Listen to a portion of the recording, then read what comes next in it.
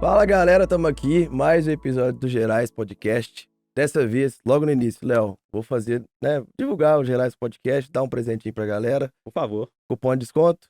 Sim. Tá bonzinho ainda? Estou, inclusive, o site tá renovado, cheio de coisa nova lá. Eu mesmo subi, Breno, mais ou menos 99 produtos semana passada. Trem mais bom. Eu Tem fico muita coisa aí, orgulhoso viu? ver aquele site lá. A gente fez camiseta de Vale de Jequitinhonha, Vale do Mucuri, Ó, Diamantina. Fizemos coisa bem regional Eu mesmo. ganho caráter aqui Aí, já ó, hoje. Aqui, ó. Nosso convidado como é que é? Dispensa apresentações, já tá bem a caráter já. Tem que falar o cupom, senão nós vamos Gerais xingar. Podcast, pra você garantir essa camiseta, não bem dizer. Galera, o papo hoje é com o Pedro Aihara. Vocês já ouviram aí, o Lucas já mostrou ele na câmera. Ele é o porta-voz do... Aí, você sabia que eu ia errar. Corpo de Bombeiros Militar de Minas Gerais. Boa, boa. Ô Pedro, obrigado pelo ter topado nosso papo aqui. E depois também, obrigado por estar disposto a desmistificar também o Pedro da televisão, né? Falando bonito. Com certeza, né? Pode- Que a gente vem para um bate-papo descontraído, pra gente ter a nossa prosa mineira aqui com muito café aqui. Se precisar falar sotaque, precisar falar palavrão, tá liberado Tá aqui, viu? liberado. Combinado. Gente, o Pedro, né? Acho que todo mundo lembra dele, né? Na época do desastre ali de Brumadinho, principalmente, né, Pedro? Acho que foi o grande momento que você apareceu mais, né? E o nosso papo não vai ter como fugir muito, né? Desde o início seu no Corpo de Bombeiros, né? Acho que uma dúvida de todo mundo. Você sempre teve sonho de ser bombeiro, né? Depois toda a sua trajetória na corporação até esse papel de destaque muito importante para aquele todo desastre. E aí também acho que uma grande dúvida nossa, como é que foi todo o momento e tal. Daí pra frente, já se vão também alguns anos desde o desastre, né? Com certeza. É isso aí. Sempre quis ser bombeiro? Então, eu sempre quis trabalhar em alguma coisa que eu pudesse ajudar as pessoas, só que não necessariamente bombeiro. Então, quando eu era criança, eu pensei muito em ser professor, né? Hoje eu tenho a felicidade também de atuar como professor, de ser médico, de atuar nessa área, assim, onde eu pudesse diretamente atuar ali com a vida das outras pessoas, sentir aquela ideia de conexão mesmo com o outro. E acabou que quando, né, eu estudei em colégio militar, do colégio militar eu fui para aeronáutica, para a Escola Preparatória de Cadetes do Ar. E aí, quando eu terminei EPICAR, eu tinha alguns amigos que estudaram comigo no colégio militar, que eles tinham feito concurso para o Corpo de Bombeiros, já estavam lá, e eles comentavam comigo, falou assim, Aihara, você tem, o pessoal como costuma me chamar pelo sobrenome, né? E eles falaram assim, Aihara, tem tudo a ver com vocês daqui, acho que você vai ser feliz, vem para cá. E embora eu estivesse muito satisfeito na aeronáutica, eu parei, pensei e falei o seguinte, olha, eu acho que o Corpo de Bombeiros tem mais a ver com o meu propósito, com a minha ideia. Aí vim, fiz o concurso, vim pra cá, voltei pra Belo Horizonte, né? Porque eu tinha ficado os 3 anos de ficar em Barbacena. Depois eu fui pra Pirassununga, que é interior de São Paulo. Aí quando saiu o resultado do concurso, aí eu saí lá da Academia da Força Aérea e vim aqui pra cá fazer minha formação e seguir na carreira. E foi uma decisão muito acertada, porque tenho muita felicidade, muita gratidão a essa instituição e muitas histórias aí que a gente vivenciou e vivencia com esse povo mineiro. Então, assim, realmente é uma profissão que vale muito a pena para quem tem interesse aí de entrar pro Corpo de Bombeiros, inclusive. Em breve a gente deve estar soltando nosso próximo concurso. Ah, legal. Inclusive, seu Instagram aqui tem uma frase que me chamou muita atenção. A alegria de fazer o bem é a única felicidade verdadeira. Exatamente, eu acho que essa frase ela traduz assim, não só o que eu penso no aspecto profissional, mas também até no campo pessoal. Às vezes a gente uma coisa que eu acho legal assim, no Corpo de Bombeiros é que às vezes a gente vai muito em ocorrências com gente muito simples, com gente muito vulnerável socialmente. E às vezes no nosso dia a dia a gente fica reclamando, vendo muito problema, achando que as coisas, né, estão muito difíceis para nós. Quando a gente vai nesses locais e você consegue de alguma forma ajudar as pessoas, o tanto que você sai reenergizado, o tanto que você sai assim maior mesmo em termos humanos, isso é muito legal. Então assim, a alegria de você poder fazer o bem, acho que não tem nada material, não tem nada de status, de poder que consiga chegar perto dessa sensação maravilhosa que é você ajudar outra pessoa. Sem dúvida, né, cara? É legal isso que a gente tá falando, até da vontade de ser bombeiro, quer ser bombeiro, né? Que eu, quando era molequinho, eu já quis ser bombeiro, Ah, é? quando era pequenininho. E eu acho que hoje, né, que eu tô mais velho, eu entendo que, pra mim, naquela época, eu vi o bombeiro, cara, com uma figura emblemática de herói, né? Eu nem sei se você sente isso ainda, mas isso de salvar pessoas, né? De, tipo, enfrentar situações difíceis ali pra salvar alguém e trazer o bem. Eu pensava muito isso quando era pequenininho. Eu acho que quando o bombeiro ele tá ali naquela situação ali de salvamento e tal, ele realmente a gente fica com a cabeça em outro lugar, assim, sabe? Você poder devolver ali uma vítima para a família, você poder tirar uma pessoa de uma situação de risco, de um incêndio, de um acidente rodoviário, de fato é uma sensação muito mágica, sabe? E a gratidão das pessoas, a gente tá num podcast que é um podcast genuinamente mineiro, né? A gratidão do povo mineiro é algo muito especial. É uma questão, todos os lugares que nós vamos em operações, o tanto que a gente é bem recebido, o tanto que as pessoas nos acolhem. Isso faz toda a diferença, né? Acho que profissão também não é só sobre você receber seu salário ali no final do mês para pagar a conta, é sobre você também ter esse salário emocional, né? E com certeza lá no Corpo de Bombeiros você tem oportunidades maravilhosas. Salário emocional. Gostei do termo, cara. E é Também. verdade. A gente. Que acaba também que você trabalhar pra cumprir hora, né? Ou então ser uma boa pessoa, ter uma carreira e tal, aquilo é muito vazio, né? Tem que ter um significado pra você. Então, se você valoriza muito o dinheiro, então beleza. Então, você vai trabalhar pesado pra ganhar muito dinheiro. Então, tem um significado pra essa pessoa, né? E tudo bem, né? Se você valoriza muito o reconhecimento, beleza. Só que se você não percebe o que que é real para você, fica muito só na superfície, né? Falta É, ali com uma. certeza. E também, assim, entendendo que as coisas não são, né, excludentes, né? Dá pra você trabalhar naquilo que você ama, naquilo que acredita, naquilo que você entende como seu propósito e ganhar dinheiro, né, ser remunerado de forma justa por isso e também, né, alcançar o seu reconhecimento. Acho que uma coisa acaba sendo vinculada à outra, mas eu acho que quando você consegue colocar seu propósito, né, como um fim, como objetivo, naturalmente essa questão, né, do seu sucesso profissional, do seu reconhecimento, da sua remuneração acaba vindo. É uma pessoa que ela trabalha com aquilo que ela gosta e com aquilo que ela acredita, principalmente, a possibilidade que ela tem de ter sucesso, ela é exponencialmente maior do que aquela pessoa que faz aquilo dali só por obrigação, que não se entrega verdadeiramente. Sem dúvida. Eu acho que o bombeiro tem, assim, né, tem que ter essa paixão, porque, cara, você deve enfrentar cada situação difícil, né, como ser humano, de sentimento, de ver coisas que, né, a gente que não tá preparado não conseguiria, e se colocar em risco muitas vezes também, né? Então, Bombeiro, eu costumo dizer, assim, que é sempre a vontade, muitas vezes, além da possibilidade, porque em alguns cenários você vai chegar ali e as opções elas vão ser limitadas. Às vezes você vai chegar numa situação onde a vítima ela já está morta, onde aquela situação ali, por mais, né, que você queira, modificar o resultado daquilo dali, às vezes a situação é muito limitada pelo próprio contexto. Só que dentro daquilo que a gente acabou de falar, quando você acredita no seu propósito, quando você entende realmente, né, que ajudar as pessoas é sempre possível em quaisquer circunstâncias, mesmo numa situação onde não tem como você ressuscitar, às vezes, aquela vítima, porque ela já veio a óbito, dependendo da maneira como você lida com a família, dependendo da maneira como você se preocupa com as pessoas que estão ali ao seu redor, como você envolve a comunidade naquela situação ali, mesmo num cenário que pode parecer que não tem nada para ser feito, eu tenho uma frase que eu gosto muito que é: sempre há alguma coisa que ainda pode ser feita, sempre há espaço para um bom profissional, para uma boa equipe, se não modificar completamente aquele resultado, pelo menos modificar a forma como aquelas pessoas encaram aquele resultado, a forma ali, né, como é o impacto daquele cenário na vida das pessoas. Então, assim, é principalmente sobre acreditar sempre e manter a esperança, tanto nós quanto das pessoas que nós atendemos, essa chama sempre viva. Que legal, cara. E acho que isso, né, assim, a gente identifica muito você falando justamente isso que você acabou de falar no momento que você era o porta-voz lá, né, do desastre, né? E você estava ali realmente mostrando, né, você estava cumprindo um papel muito difícil, né? Falando algo difícil, mas com essa mesma perspectiva aí, né? Ainda tinha algo para ser feito, né? Era possível, né? Exatamente, assim, a gente entender que quando a gente fala de um desastre, né, o desastre ele se desdobra em várias perspectivas, desde a perspectiva do fato, dos familiares que estão envolvidos, até também a perspectiva daquilo que está sendo comunicado. Então, como a pessoa, né, ela tem um parente que foi vitimado por aquela tragédia, quando ela vê aquilo dali sendo comunicado na televisão, no rádio, em qualquer veículo de comunicação, ela de alguma forma ela revive aquilo dali. Então, toda essa comunicação relacionada a isso é fundamental que ela seja respeitosa, que ela considere a dor daquela pessoa, que ela tente minimamente entender qual que é o papel ali, né? Qual que é a dor que aquela pessoa está sofrendo. É literalmente sobre aquele exercício de empatia, sobre você tentar se colocar no lugar do outro, né? Com as prioridades, com as dores, com a cruz ali do outro.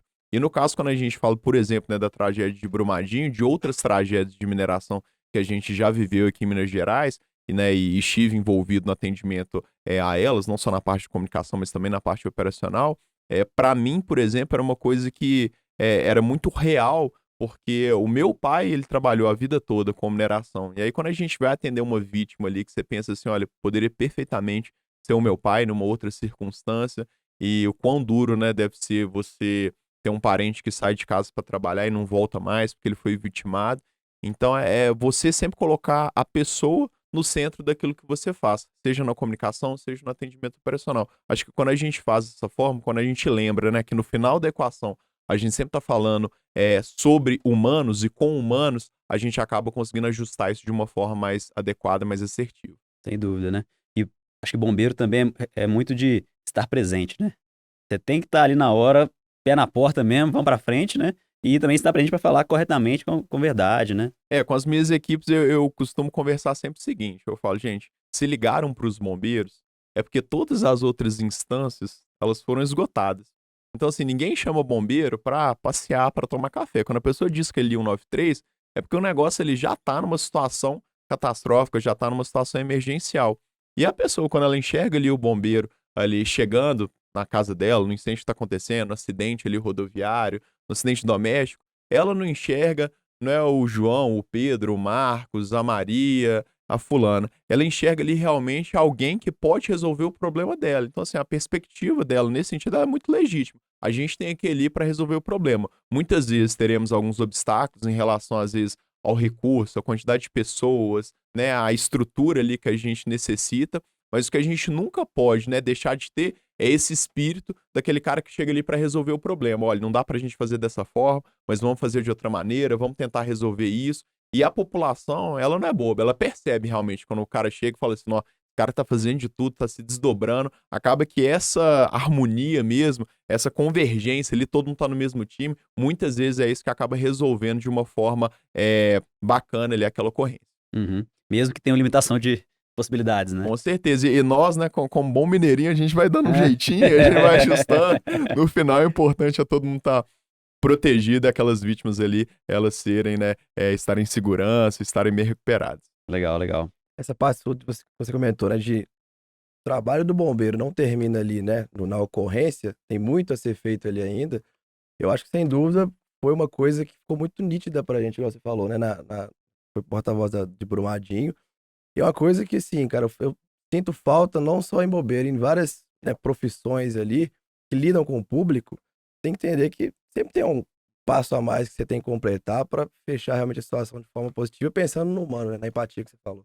É exatamente sobre isso, é sobre o valor da proatividade, aquilo que a gente chama de sentimento de dono, né? Especialmente, às vezes, no serviço público, as pessoas têm, às vezes, um pouco de dificuldade de conseguir construir isso. E eu falo sempre, né? Até pra gente dizer não, existem várias formas da gente dizer não. A pior coisa que existe é quando, às vezes, você chega numa repartição, numa empresa, seja pública, seja privada, e a pessoa ali, você traz um problema pra pessoa e a pessoa não se envolve com aquilo dali, dá uma resposta qualquer, faz um protocolo, empurra o problema para outra pessoa. Agora é diferente, quando você chega ali com uma situação e a pessoa vai ali, olha, eu vou realmente fazer de tudo para tentar resolver, vamos tentar fazer de outra forma, né? Você sente, mesmo que você não tenha seu problema resolvido, pelo simples fato da postura daquela pessoa ser uma postura diferente, você já se sente acolhido. E muitas vezes, talvez em quase todas as vezes, o que as pessoas querem naquele momento ali é conexão. É a pessoa entender que do outro lado ali tem um profissional que entende, olha, eu acabei de perder a minha casa no incêndio, eu tô desesperado, eu tô preocupado porque a minha filha tá desaparecida, eu tô preocupado aqui porque eu tô preso no meio dessas ferragens, eu tô preocupado aqui porque eu tenho um sobrinho aqui que ele foi soterrado embaixo disso. É sobre questão de compreensão. A partir do momento que você tem a compreensão, que você entende, fala assim, olha, eu tô aqui para ajudar, eu tô aqui para poder apoiar, eu vou, né, entender todas as suas questões, as pessoas, pelo simples fato de você conceder atenção, respeito, dignidade, isso já muda a forma como a gente consegue fazer a entrega do nosso trabalho. Não é à toa, né, que o bombeiro sempre é a instituição que tem o maior índice de confiança social em todas essas estatísticas que são feitas. E eu acho que o diferencial, talvez, do trabalho seja principalmente relacionado a isso, a esse cuidado que as pessoas têm ali, né, no tete a tete, naquele dia a dia ali com as pessoas. E eu espero sinceramente que a gente, assim, possa trazer mais pessoas para esse time do bem, em outros setores, em outras áreas. É tão bom, né, quando a gente chega num posto de saúde, é bem atendido, quando a gente chega numa escola, tem um professor ali super empolgado. É principalmente sobre a gente entender a diferença gigantesca que a gente consegue fazer ali muitas vezes na nossa microesfera. Uhum, sem dúvida. super legais, essa confiança social. Nunca tinha parado pra pensar, mas intuitivamente, realmente, eu olho o bombeiro e falo, cara, É. sem nenhuma, né, dúvida sobre aquele profissional, o trabalho dele. É o mesmo lado igual quando, tipo, né, o bombeiro é muito honrado, né? Tipo assim, deve ter um orgulho de pertencer ao bombeiro, porque a sociedade também, né? Isso que a gente já falou, né? Te vê como um herói ali, com a pessoa honesta e que dá a vida pela vida dos outros, né? E por aí vai, né? É uma história de mais de 111 anos aí, né, que vai sendo escrita. E quando você pensa, né, na responsabilidade de levar esse legado, né, construído a tanto suor, sangue, lágrimas de gente que veio antes da gente, que construiu essa história. E muitas vezes, que nem você falou, né, quando você era pequeno, você pensou em ser bombeiro, assim, de muitas vezes você atuar como algo inspiracional para as crianças, para os adolescentes que estão vendo aí, entender, né, a força de um trabalho bem feito, de como é que a gente pode, né, fazer algo ajudando os outros. Acho que isso também é muito mágico, né? Como Uhum. eu disse, assim, trabalha também sobre isso, né? Sobre fazer sentido para você, fazer sentido para os outros, você conseguir se conectar, inspirar os outros também. Isso é uma parte muito legal também da nossa realidade. É. Ô Pedro, como é que é a sua história nos bombeiros, cara? Quando você entra, depois que você já falou e tal, até você, né, realmente ser ali a parte da comunicação e tal. Como é que é a trajetória? Olha, no Corpo de Bombeiros, né, você só entra por concurso público, né? O modelo que é adotado aqui no Brasil, ele é um modelo de corpos de bombeiros vinculados à estrutura da administração pública. Então você entra por concurso público. E aí, basicamente, de forma geral, existem outros concursos para os quadros de saúde, para os quadros especialistas, mas de forma geral, para o quadro de combatente bombeiro mesmo, você pode entrar ou pelo concurso de praças, que é ali no nível de soldado, ou então pelo concurso de oficiais, que é ali no nível de cadete. Os dois eles vão ter uma atuação que é fundamental, mas o oficial ele é mais voltado para a parte de gestão, de coordenação, enquanto o praça-soldado ali e os postos subsequentes são mais voltados para a parte de execução operacional, que vão ficar nos pontões operacionais na rua. No meu caso, né, eu fiz o concurso do CFO, que é o curso de formação de oficiais. Depois que você passa nesse concurso, né, você passa por testes físicos, psicológicos, psicotécnico, todo tipo de exame, faz o teste escrito, Não, deve ser bruto, passou. né? Tem que garantir, né, que o bombeiro que esteja ali, É, ele esteja em tá. condições, né, É, de salvar outra pessoa. é. Passou por todo esse processo. Você vai, no caso do CFO, fazer um curso de 3 anos. É 3 anos em tempo integral, de manhã, de tarde, à noite, de madrugada, final de semana. Nossa Senhora. Onde você vai aprender, né, todas as técnicas de salvamento em altura, salvamento veicular, salvamento aquático, atendimento pré-hospitalar, enfim, é um currículo bem extenso.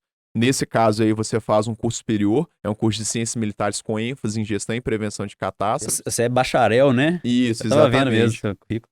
Bacharel em. Ciências militares com ênfase em prevenção e gestão de Olha que catástrofes. É doideira. novidade pra mim. Fazia Interessante. ideia. Exatamente. E no curso de soldados, você vai fazer um curso que ele é uma duração um pouco menor, é um curso de 9 meses, também integral, onde você vai aprender também todas as técnicas, né, mais voltadas para essa parte de execução operacional. No meu caso, depois que eu fiz o CFO, aí você se forma, você é declarado aspirante, fica deslocado para alguma das unidades do Corpo de Bombeiros em todo o estado de Minas, isso vai variar conforme a necessidade da corporação e a sua colocação. Depois que você, né, cumpriu esse período de aspirantado de 6 meses, que é como se fosse um estágio probatório, para ver se você. Aspirantado? Isso, o período de aspirantado, a sua patente vai ser aspirante a oficial. Hum. Você está naquela fase que você se formou, mas está sendo avaliado ali pelos outros oficiais. Se você for declarado apto, aí você vai como segundo tenente, fica alguns anos, depois primeiro tenente, capitão, major, tenente-coronel e coronel, e segue relação. No meu caso, né, eu formei, e aí eu fui designado para o 1º Batalhão, que é o batalhão que fica responsável por essa região aqui que a gente está, região centro-sul de Belo Horizonte. Fiquei algum tempo no 1º Batalhão, na parte operacional mesmo, como CBU, significa Coordenador Bombeiro de Unidade, você fica na rua coordenando as ocorrências. Depois eu fui para uma unidade especializada, que era a CIR, que era a Companhia Independente de Resgate, era uma unidade especializada em atendimento pré-hospitalar. Então, os acidentes que aconteciam, carro, acidente doméstico, todo tipo de problema, a parte das unidades de resgate, né, das ambulâncias. E aí depois, Entrava na ambulância e saía. Que barulho, sirene ou vocês? exatamente, atendendo e tal, aprendendo sobre técnicas, sobre protocolos internacionais, né, articulação o tempo todo com o SAMU, com o João 23, com o Risoleta Neves. E aí depois eu fui para o COB, que é um Comando Operacional de Bombeiros, que era mais nessa parte de gestão de coordenação. Aí lá eu comecei principalmente algumas operações grandes do Corpo de Bombeiros, como o Carnaval de Belo Horizonte, como outras questões, a ficar como se fosse um oficial de ligação. Então, vai organizar o Carnaval de Belo Horizonte. a gente precisa articular todo o esquema de segurança, reuniões com os blocos, com o Ministério Público, toda aquela confusão ali que a gente precisava organizar, aí eu ia. E aí o meu comandante à época, o Coronel Cláudio, pessoa muito querida pra mim, ele falou assim, Aihara, você é bom nessa parte aí, né, de articulação, aí de falar.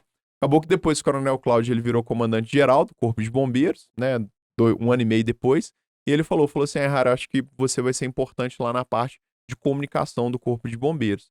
E aí eu fui pra lá, e aí desde então comecei a lidar, né, entre outras situações, também atuando como porta-voz. Aí nesse Ah, meio sim. tempo, né, fiz outras qualificações, fui pro Japão estudar desastre, estudar risco, né, estudei isso daqui no Brasil, no Japão, nos Estados Unidos, fui me especializando nessa parte, e aí acabou coincidindo também com uma época aqui em Minas Gerais. Minas Gerais é o estado do Brasil que tem o maior número de catástrofes, de desastres, e aí coincidiu com acidentes como, né, questão de Mariana, de Janaúba, de Brumadinho, de Capitólio, acidente de Marília Mendonça, Nossa senhora. grandes incêndios, agora a questão da Santa Casa, por exemplo. E a gente acabou, né, começando a desenvolver esse trabalho aí de tentar uma proximidade maior com a corporação, para tentar levar uma mensagem de prevenção e também para informar de uma maneira que fosse uma maneira respeitosa, de uma maneira mais adequada. Entendi. Então foi o Cláudio, comandante Cláudio? Coronel O Cláudio, Coronel Cláudio que percebeu essa habilidade e te colocou ali pra. Na época do curso de formação de oficiais, o pessoal da minha turma, o pessoal lá da Academia de Bombeiros sempre falava, assim, porque sempre tem que ter algum militar lá que a gente chama de B5, que é o militar que ele é responsável por fazer os agradecimentos para os professores, Ah, é? para fazer aquela articulação. Na minha época de formação, a gente pegou Copa do Mundo, Copa das Confederações, então a gente teve que participar de um tanto de Nossa senhora. treinamento, Bom, com hein? gente de fora, com gente daqui. Aí geralmente, quando era alguma coisa para falar em nome ali da turma, o pessoal já me empurrava pra frente, né? E aí já era uma coisa também que em outras instituições, os meus outros colégios já estava acostumado a fazer isso. E acabou que naturalmente a gente foi sendo deslocado para esse meio e também se encontrando nessa nova pegada aí de carreira.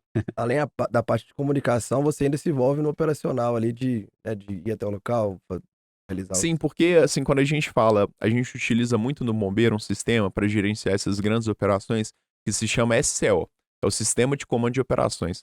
Isso é uma doutrina mundial praticamente. Lá nos Estados Unidos se chama ICS, né, que é Incident Command System, e é basicamente quando você tem uma grande crise, você tem mais ou menos um modelo de gestão que é aplicado para poder gerenciar tudo aquilo dali.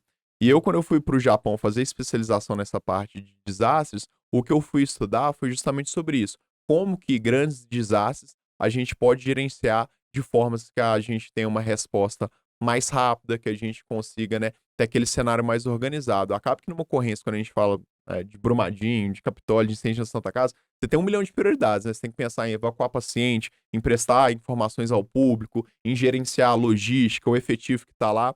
E aí, quando a gente vai para essas situações, um dos eixos é a comunicação, mas a gente também continua atuando nos outros eixos de gestão estratégica, de atendimento operacional, de estar lá na ponta da lança, então acaba que as coisas se misturam. E felizmente elas se misturam, porque quando a gente fica no administrativo, a gente também fica morrendo de saudade também ali, né, da dinâmica ali, daquela ação da rua, né, do É, dia a dia. seria até difícil também você, né, ser o porta-voz, comunicar sem estar envolvido 100% naquela Porque ocorrência você também. tem que conhecer aquilo dali que você fala, né, assim, não tem como vocês vão falar da marca de vocês sabem o trabalho, como é que é feito, como é que é criado, como é que é gerenciado, isso te dá propriedade, né, para você poder falar do seu produto, da sua atividade, da sua instituição.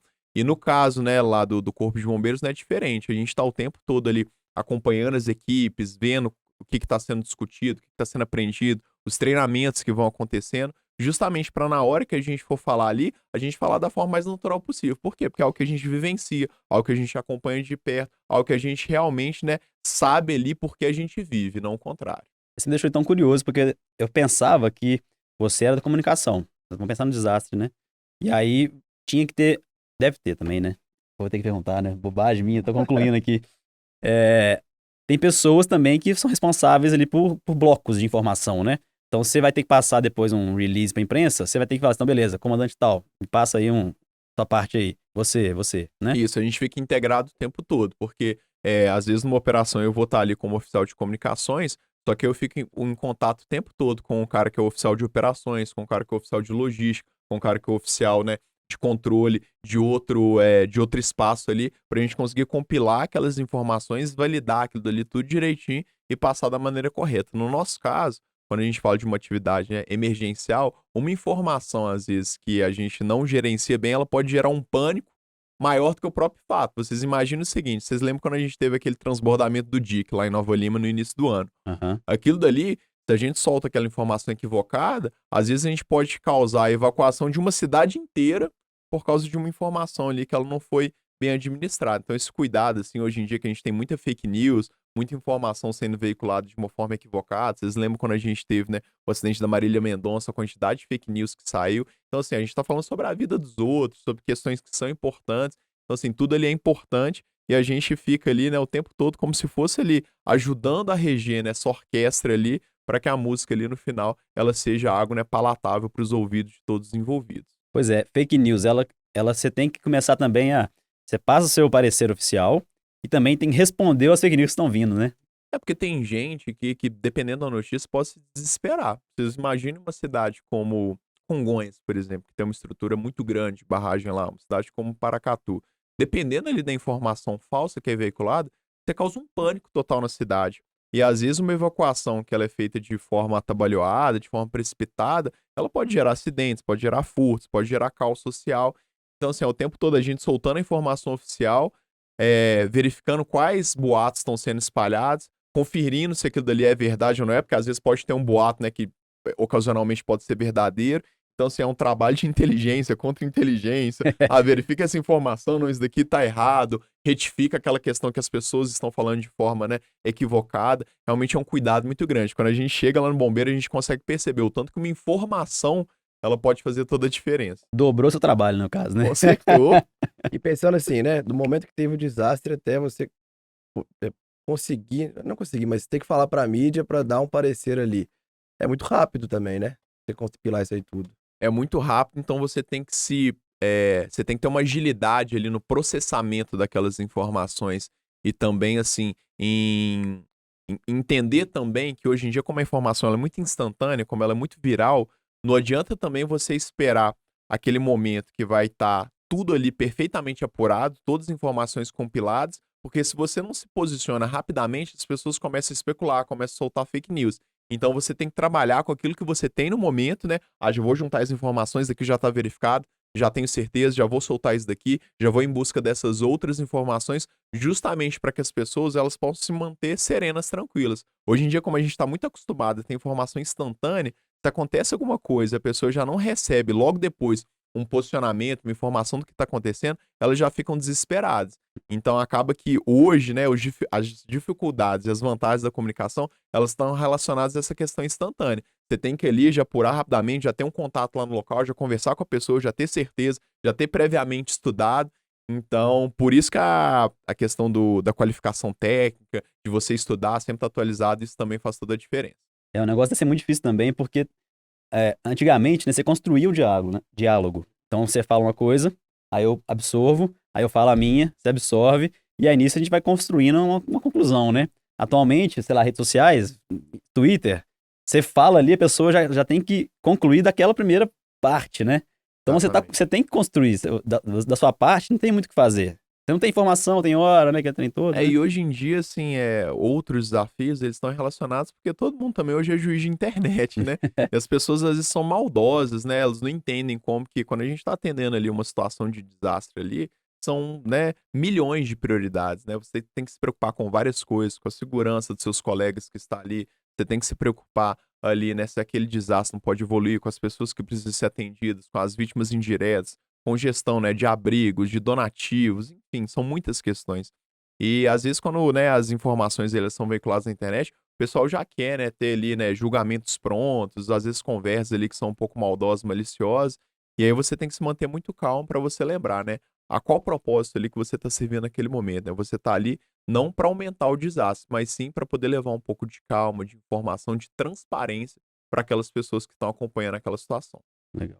Como que chega assim, né, você sendo porta-voz, como que chega, não a notícia, mas a demanda pra você? Exemplo, tem classificações de ocorrências que chegam até você, ou é quando vai envolver, né, Marília Mendonça, por exemplo, mídia 100% em cima.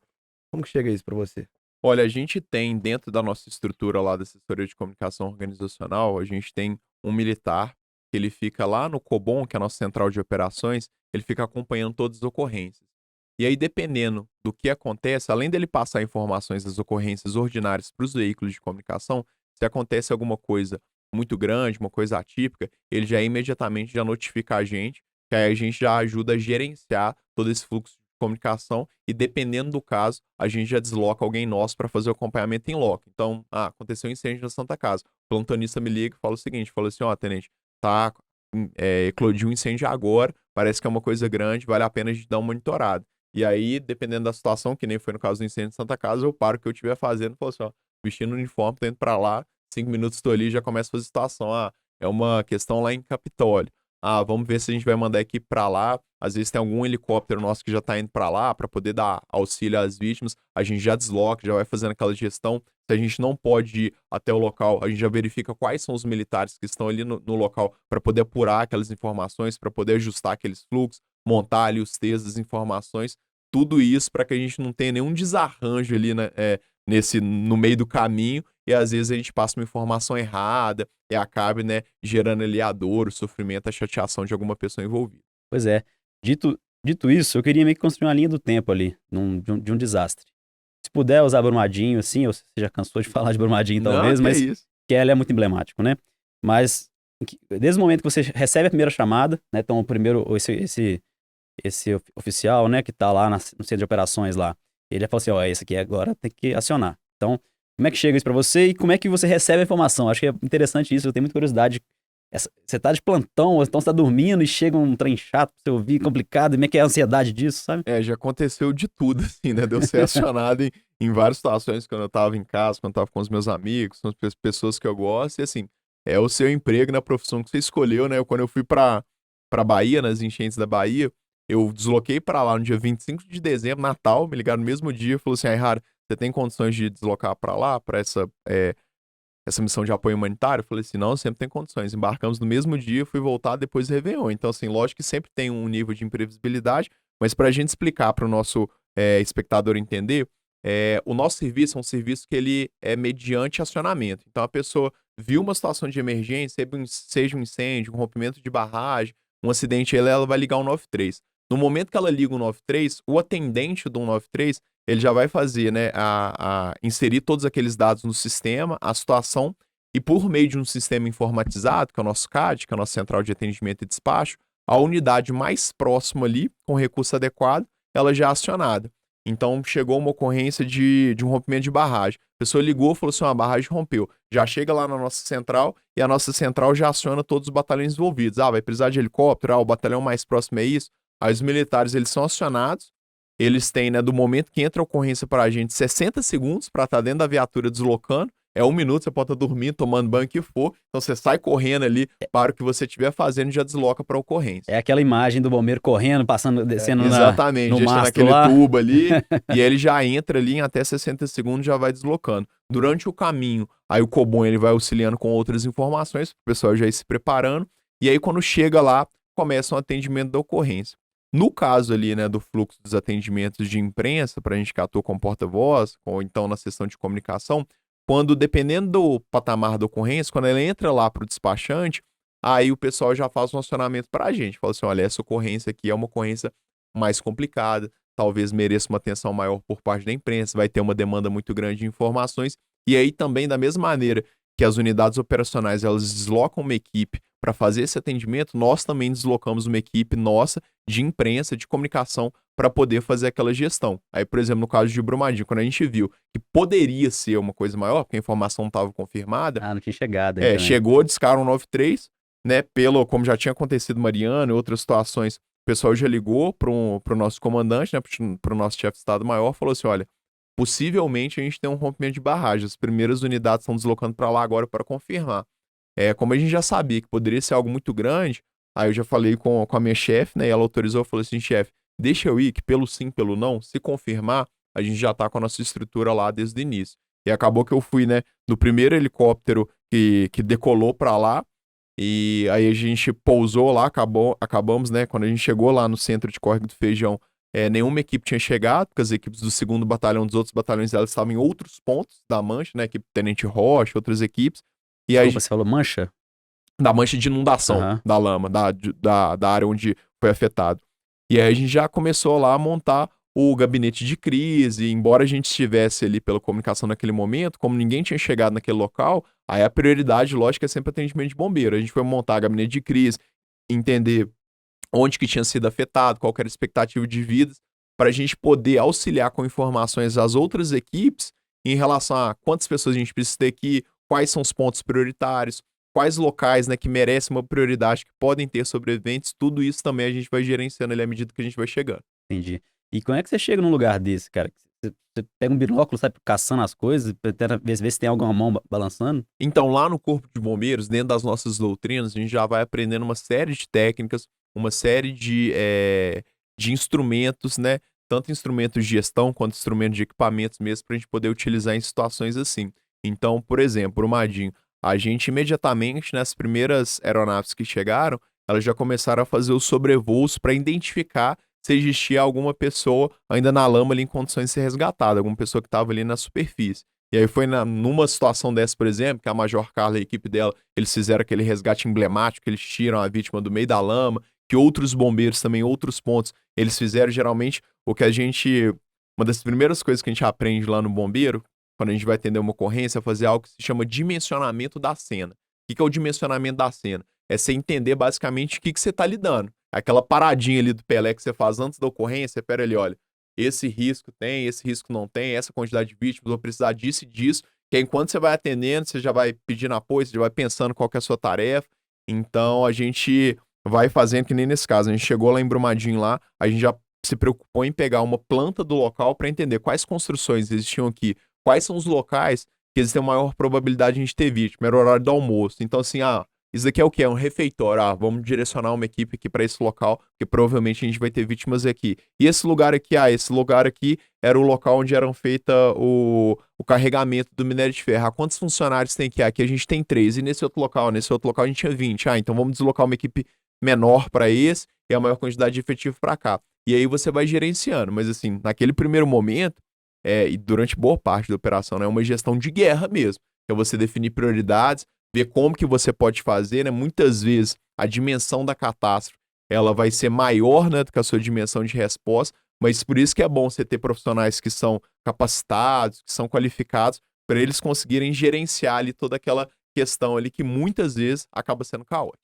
Uhum. Deve ser uma decisão difícil, né? Porque assim, você não tem recurso infinito, com pessoas que estão trabalhando ali também, e tem hora que você deve decidir, pois eu tenho que vir pra cá ou vir pra cá, né? Às vezes não dá pra atuar nas duas. É por isso que eu digo assim que o estudo ele é fundamental na carreira de bombeiro, porque às vezes as pessoas elas acham que carreira de bombeiro é só ser, a gente brinca lá no bombeiro, né? Bem burro, mas bem forte, né?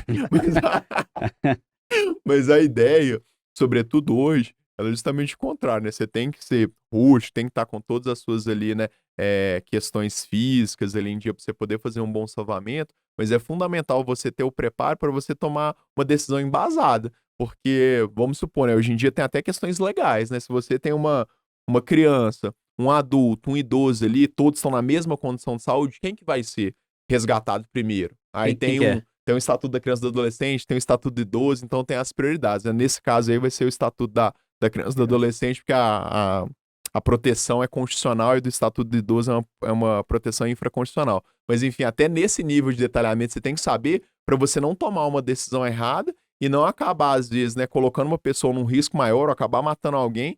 E muitas vezes, né, além de toda, né, a sensação ali, né, de dever não cumprido que você pode experimentar, até questões legais, né, que você pode ser É. eventualmente ali acionado para falar por que você tomou determinada decisão. Então, é chegar ali e pensar, como é que eu posso diminuir esse desastre, atender melhor essas pessoas, eu vou montar essa estrutura, eu vou deslocar essa comunidade, vou evacuar para lá. E são decisões difíceis, porque às vezes você vai precisar evacuar um bairro, uma cidade, e você sabe o transtorno que é isso, você tirar uma pessoa. Agora a gente saiu de um período chuvoso que foi bem complicado aqui em Minas Gerais. E às vezes você tem que evacuar uma pessoa da casa ali, e você sabe o tanto que é difícil a situação, um transtorno que isso causa você sair da sua casa, do seu Uhum. conforto. Mas se você deixa aquele pessoal ali, aquela casa desaba. É. Você vai conviver com a dor de você saber que você poderia ter evitado algumas mortes e não evitou. Então, assim, é muita responsabilidade, e para isso que o papiro ali, que a gente chama que estuda, ele tem que estar sempre em dia. Interessante. Mas e no momento que você chegou lá, quanto tempo demorou até o seu primeiro comunicado, assim, né? Chegou, igual você falou, criou todo um comitê de crise lá. Comitê de crise, desculpa. Comitê, gabinete de crise. Né? Em loco, inclusive, né? até você dar o primeiro parecer para a imprensa e tal, como é que foi isso? Quanto tempo? Olha, foi muito rápido, porque existiam alguns veículos de comunicação que, por coincidência, eles estavam em áreas próximas ali. O que que acontece? Às vezes, por exemplo, tá, né, um pessoal de emissora A que tá ali perto gravando um programa sobre a culinária ali do local, acontece uma situação dessa, o pessoal da produção já liga e fala assim: olha, tá, o mundo tá acabando em determinado lugar, desloca pra lá. Então, dependendo da situação, às vezes a equipe ali de reportagem, Fica até antes, né? às vezes pode chegar até antes. Lá no caso lá, tinha algumas equipes que estavam muito próximas, justamente por isso que estavam gravando conteúdo lá próximo. E aí a gente chegou primeiro, logicamente todo mundo que a gente foi de helicóptero, e aí pouco depois já tinha helicóptero de emissoras e também chegaram equipes por terra. E aí naquele primeiro momento você não tem só que passar as informações, como você tem que ajudar a gerenciar a própria população, que o pessoal está desesperado, eles querem respostas que muitas vezes nem você mesmo tem, porque você ainda está apurando tudo aquilo dali, né? Você tem que ter todo cuidado em relação a isso. E muitas vezes as pessoas que estão ali, que elas estão vendo aquela onda de lama passando ali do lado, ali atrás ali, elas não entendem que pra gente ter bombeiro buscando no meio da lama, alguém tem que parar algum momento ali e falar o seguinte: olha, vamos definir locais prioritários, vamos entender o que está acontecendo. E aí, no caso de Brumadinho, a gente, né, montou um gabinete de crise, né, uma estrutura de SO temporário num salão de leitura, uma sala extremamente pequena, pouco maior do que essa daqui. E aí a população inteira de Córrego do Feijão começou a cercar aquele salão comunitário de leitura, querendo resposta que nem nós tínhamos naquele momento. Uhum. E aí o pessoal muito exaltado, porque, nossa, não tô conseguindo falar com meu parente, tô ligando pra ele, etc. E quando a gente fala de uma situação de desespero, tem gente que fica agressivo, tem gente que fica deprimida, a gente tem todo tipo, né, de resposta emocional. E a gente começou, falou assim: olha, vamos ver como que a gente consegue fazer. E aí teve determinado momento, por exemplo, que a gente teve que ir pro meio da população com uma cadeira de plástico, não tinha energia elétrica, porque a onda de lama tinha levado, né, os postes, tudo ali, e conversar com aquelas pessoas. Falar assim: olha, gente, a gente tá aqui para fazer isso, para ajudar. O primeiro compromisso, né, nosso é com vocês. Qualquer informação de sobrevivente, de vítima, primeiro a gente vai passar para vocês. A gente vai ter esse cuidado conversando com as famílias, tendo paciência. Às vezes você tem um cara exaltado, um cara agressivo, um cara, enfim, todo tipo de reação. E aí, a partir disso, você vai conseguindo construir uma relação de credibilidade. E aí, a primeira entrevista, eu lembro, inclusive, que a gente fez uma chamada rápida e tinha gente tão exaltada, tinha parente que tava tão desesperado, que o pessoal tentando invadir o link ao vivo, aquela cena. E aí você tem que ter aquele jogo de cintura, porque às vezes tem uma outra pessoa, não, tem que prender esse cara, tem que levar. Não, gente, peraí, a pessoa tá no direito dela de estar exaltada. Mas assim, a primeira entrevista, ela foi menos de 40 minutos do Nossa, que só isso. o que o ocorrido tinha acontecido. Porque o pessoal também, né, eles querem informação de qualquer jeito. Você tá passando ali, né, microfone na sua cara, e É. eles também estão no direito ali deles, porque a informação ali, né, pra poder ter essa transparência com toda a população que tá com os olhos voltados ali para aquele lugar, naquele momento, também isso é importante. Pois é, isso que eu fico pensando que o que que passa de informação também, né? Você vai passar talvez um panorama geral, o que que você já encontrou, que vocês já estão fazendo, né? Mas não dá pra ir muito além disso, que você mesmo tem informação, né? A gente vai qualificando a informação à medida que a gente vai avançando na operação. Então, naquele primeiro momento, ó, chegou pra gente a seguinte ocorrência. Quando a gente chegou aqui, a gente se deparou com a seguinte situação. A gente já tem informação dessa e dessa quantidade de vítimas. E o que a gente está fazendo aqui nesse momento é isso, isso, isso. Então, é quase que uma prestação de contas que a gente faz naquele momento para as pessoas entenderem que, embora o problema ele esteja acontecendo, nós também estamos ali para resolver aquilo dali, o que que a gente já fez, o que que falta fazer, o que que a gente já sabe, o que que a gente ainda não sabe. E à medida que as coisas vão acontecendo, a gente já conseguiu resgatar 30 vítimas, 40 vítimas. As pessoas que estão nesse bairro aqui, elas podem ficar despreocupadas, que não existe um risco de um novo rompimento. Ou então, a gente precisa evacuar essa área aqui e contamos com a colaboração de todos vocês. Por quê? Porque no momento de desastre, a questão da informação e da comunicação, elas se revestem de um caráter de utilidade pública.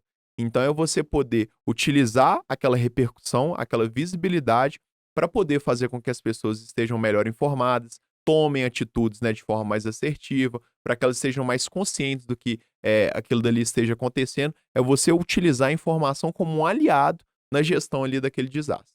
E nesse caso específico ou em outros, você viu a mídia responsável quanto à informação ou queriam notícia a qualquer custo e erravam, assim, jogavam coisas meio soltas para atrair público? O que que você sentiu? Olha, a gente tem de tudo quando a gente, sobretudo com essas situações que envolvem, né, ocorrências que acabam parando o país, né? Quando a gente fala de Marília Mendonça, de Capitólio, quando a gente fala de Brumadinho, de Mariana, até em outros estados, né? Quando a gente fala de acidente da Chapecoense, de tantas tragédias que a gente vivenciou, infelizmente vivencia no nosso país, você tem desde pessoas profissionais, emissoras, veículos que são responsáveis, que eles querem, né, cumprir com o papel deles, porque você também tem que entender que o jornalista, que o repórter está ali trabalhando, ele está fazendo algo que é muito importante para a gente, inclusive, é, mas tem pessoas também que querem ali só, né, ganhar o clique, dar o furo de reportagem a qualquer custo. E aí, até a partir disso, você vai sabendo em quais pessoas, quais veículos você pode confiar, aqueles que você tem que tomar um cuidado maior, aqueles realmente ali que vão ser, né, às vezes agir de uma forma um pouco questionável do ponto de vista ético. Mas como você é um órgão público, você tem que atender todo mundo. Então você tem que ter o profissionalismo, poder ali, né, responder todas as questões. Tem gente que tá ali só pra te irritar, porque às vezes a pessoa quer que você saia do sério para aquilo dali virar Virar notícia, notícia. né, o seu estresse, o seu descontrole virar notícia. Mas aí você, a todo momento, você parar, respirar fundo e pensar o seguinte: olha, para que eu tô aqui? Como que eu posso fazer meu trabalho da melhor forma? Como você se mantém focado, assim, por mais que possa acontecer, né, algum escorregão, algum problema ali no caminho, você fatalmente vai acabar fazendo um bom trabalho. E questões de informação, né, que você tá na comunicação e na estratégia. Tem muita coisa que chega, né, que você tem que segurar ali de informação sigilosa, muito pensando, né, no desespero da galera ou, respeito em, por exemplo, parentes que tem que saber primeiro do que a mídia. Eu acho que assim, você lá, pelo menos no Bombeiro, a gente tem um compromisso muito grande com isso, que a gente não vai mentir, né? A gente não vai deturpar nenhuma informação. Só que tem certas coisas que uma é como você solta aquela informação, como você modula aquela informação, porque muitas vezes, né, se você solta de qualquer forma, você pode provocar um caos, desespero, né? Ah, essa barragem ela tem um risco de rompimento. Ah, mas qual que é o risco, né? Qual que é o risco que aquelas pessoas que estão ali próximas estão sofrendo? Você saber como que você vai apresentar essa informação e principalmente em relação àquela questão de você ter o tempo também da informação.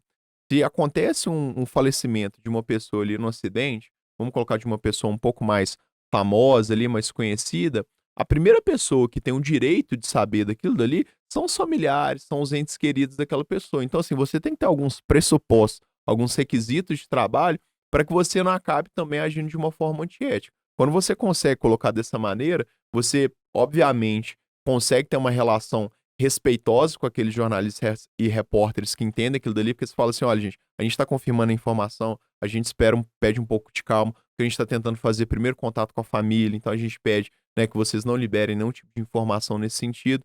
E a maioria, felizmente, né, dos veículos, dos jornalistas, eles são muito responsáveis nesse sentido.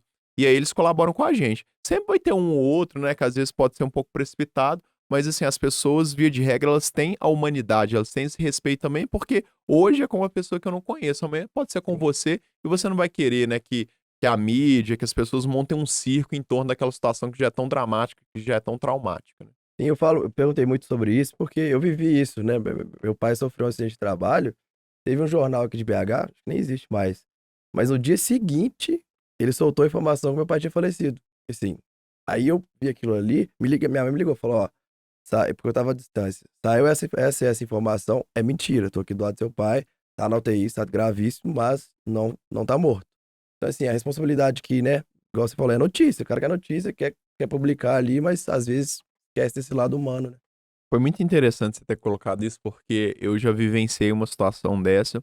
Não foi por um erro do Corpo de Bombeiros, mas foi uma situação, né? Não vou citar detalhes aqui para não identificar, né, os profissionais envolvidos nisso, que não são do Corpo de Bombeiros, mas de uma pessoa, ela tá no estado grave e ela ser dada como morta, e a família receber essa informação, e vocês imaginem, né, a dor, né? Pô, meu pai, minha mãe ali faleceu, etc. Sofre, chora, etc. E eles viram que eu tinha dado a informação errada, tiveram que retificar a informação, e você imagina, você se enche de esperança e tal, ó, vai dar certo, pode ser um milagre e tal, e aí depois a pessoa efetivamente faleceu. E aí vocês imaginem, assim, às vezes no intervalo, a situação já era traumática, já foi um grande desastre, e aí chega alguém pra você e fala assim: ah, não, seu pai morreu. Aí passa meia hora, não, seu pai na verdade tá vivo. Aí passa mais uma hora, ah, não, seu pai morreu mesmo. Aí você não sabe no que Certo? acreditar, a situação já é problemática, e você ainda faz a pessoa passar por uma situação muito pior. Então a gente lembrar que sempre, quando a gente lida com informação, a gente lida com vida no final das contas. Hoje em dia a gente vê, né, às vezes a pessoa divulga, solta uma informação falsa ali, às vezes a pessoa nem sabe, fulano ali roubou alguma coisa, às vezes a pessoa, né, é açoitada no meio da rua ali por uma informação que não é verdade, você pode provocar até a morte de uma pessoa. Então, assim, aquela velha história, né, gente? Se for encaminhar alguma mensagem, encaminhe algo que seja construtivo, que seja edificante. Se você não tem certeza, não divulgue, né? Da mesma forma que hoje você pode ser uma peça nesse efeito cascata, nesse efeito dominó, amanhã você pode ir a vítima. E certamente você vai querer que aquelas pessoas ali, elas tivessem essa responsabilidade, esse cuidado que você pode ter hoje. Então é simplesmente sobre uma questão de cidadania, inclusive. Uhum. E eu acho também, hoje em dia, a palavra tem menos força, né? Então, essa irresponsabilidade de falar assim, quer dizer também que a qualquer momento também eu retifico, ou então vai vir outra pessoa falar, né? Tem menos aquilo antes. Antigamente a palavra era muito importante, né? Tinha até a questão de honra, né? Homem, falar, ó, tô falando, pode confiar em mim e tal. E aí a pessoa continua lidando com isso, tendo palavra, falando, né? Mas não tendo palavra, né? E aí os veículos de imprensa cada vez mais modernos são meio que E hoje, Twitter, assim, 140 caracteres lá. e hoje a questão do respeito, gente, uma coisa assim, eu tenho, né, um amigo muito querido meu da Força Aérea, e o irmão dele faleceu num acidente automobilístico.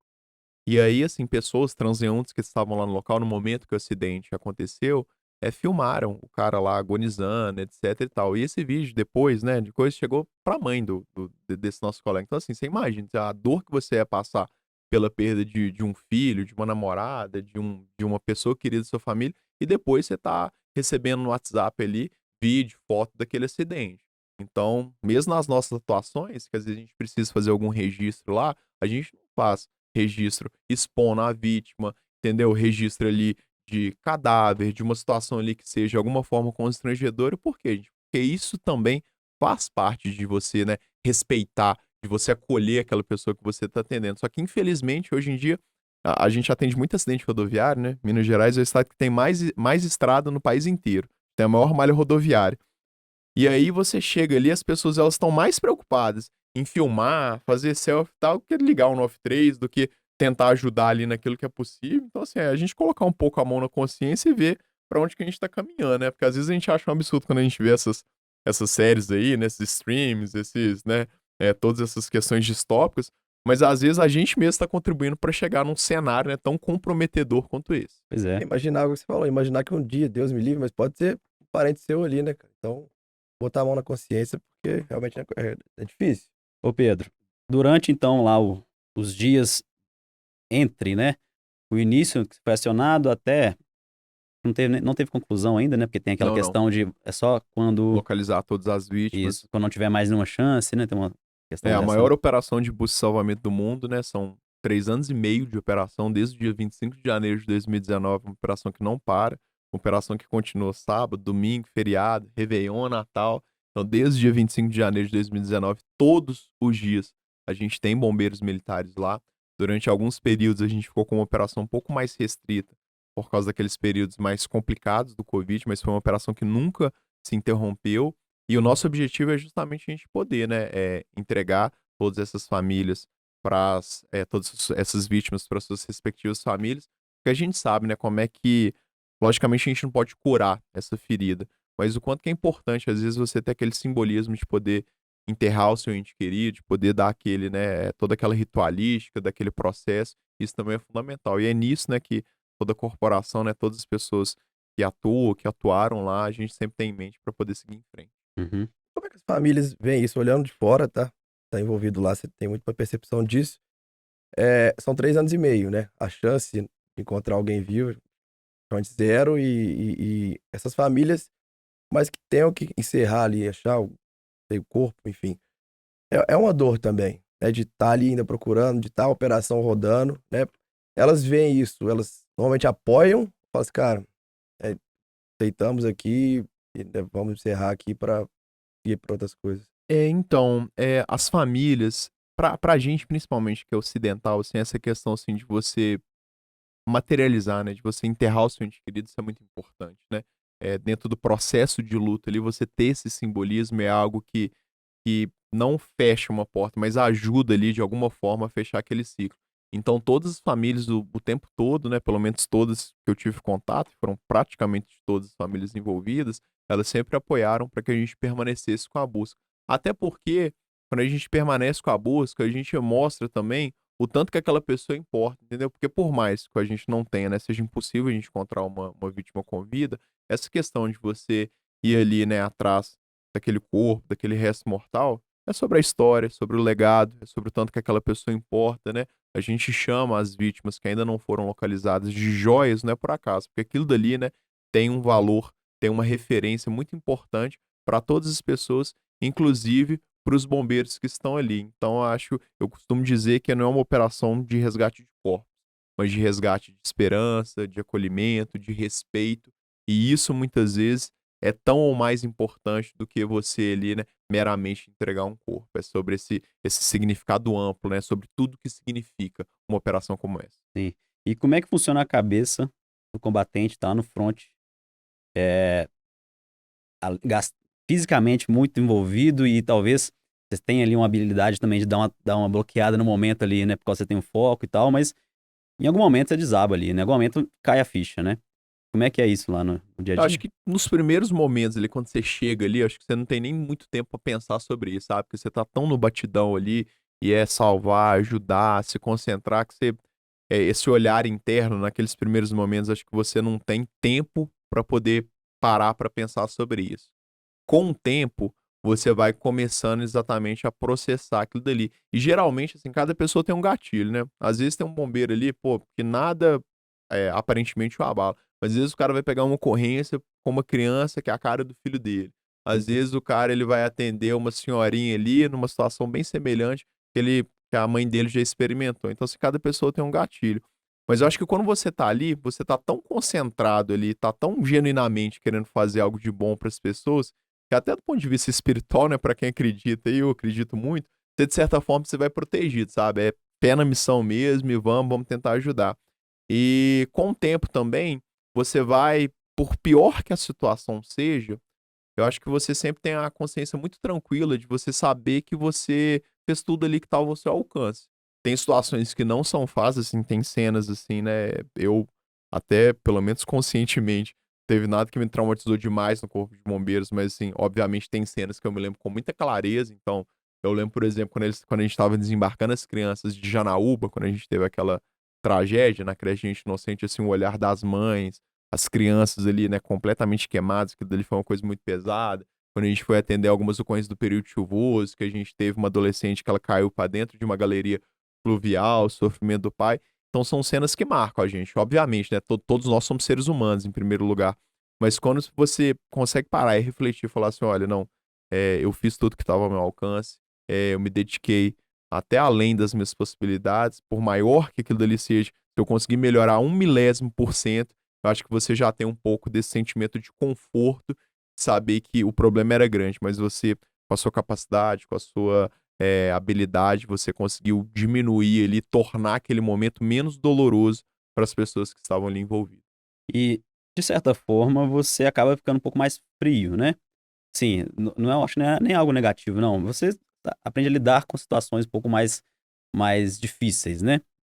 Pô, tô correto, mais ou menos? Eu não sei se fria é a palavra, mas eu É, acho que você aprende a gerenciar as suas emoções. Eu, isso. assim, quando eu tô trabalhando, ou então em alguma atividade em função do trabalho, que às vezes você lida com um acidente que você tá ali, né, voltando pra casa, eu peguei inclusive isso esse final de semana, tava voltando pra casa, me deparei com o acidente, né, tinha acabado de acontecer, eu tava logo atrás, foi uma situação de madrugada envolvendo um motociclista, e aí eu tava ali no meio da madrugada fazendo massagem cardíaca, né, no motociclista, ele acabou falecendo, enfim, é uma coisa muito, muito forte, assim, né?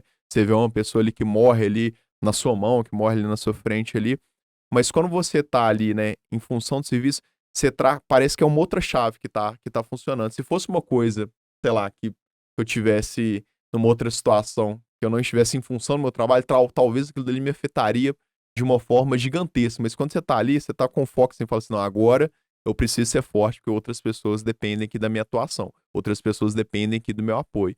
E aí, quando você traz isso, né, e consegue compartilhar isso com seus colegas, com suas famílias, eventualmente também, né, tá tudo bem se aquilo dele te afetar do ponto de vista de saúde mental, você procurar um profissional, eu acho que não tem problema. O que eu acho que é você saber se conhecer, saber, olha, em relação a isso aqui eu não reagi bem, eu tô precisando de uma ajuda, tô precisando trocar ideia com um colega, tô precisando procurar uma ajuda profissional.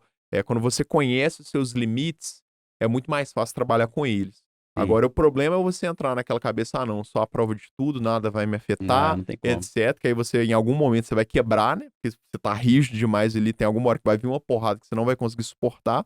Ou então também você, né, achar que aquilo ali, todas as ocorrências, você tem que voltar para casa e levar aquilo ali para dentro da sua casa. Então, acho que é achar o ponto ali de equilíbrio entre você saber ser uma pessoa humana no seu atendimento, mas ainda assim ser um bom profissional, ser uma pessoa técnica. Sim.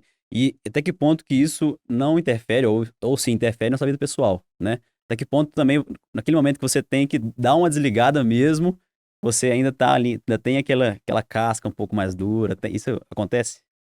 Acontece, é lógico que assim, dependendo da ocorrência, assim, você ainda fica naquela adrenalina mesmo, né? Você chega em casa ali, você chega de um incêndio ali, pô, evacuou 300 pessoas e várias situações, aquela confusão. Quando você chega em casa, demora um tempo, assim, pra você voltar ali pro seu, né, estado ali de tranquilidade, seu estado de serenidade.